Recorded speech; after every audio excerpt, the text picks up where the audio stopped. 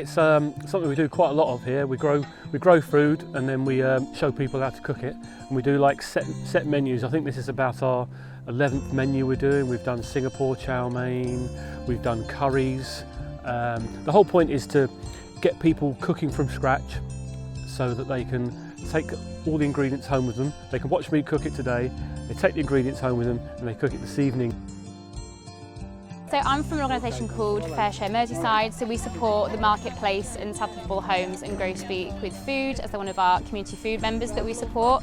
So what we do is we redistribute surplus food to charities and community groups like Untitled Homes. So I'm here today with the Cook It event just to see what it's like really. So we've been working in partnership for a while now, but it's just extending sort of the partnership and understanding a bit more about sort of the engagement events that you run. Yeah, it's brilliant, to be honest. I think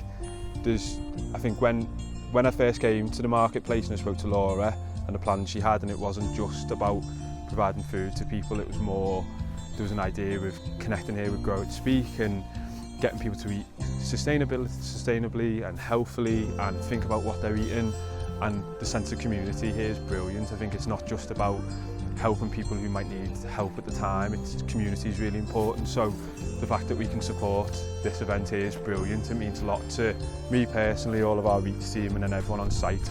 Always really positive feedback when we put stuff on Workplace about these events that we're able to support. So yeah, it's brilliant. Doing great work, keep it up.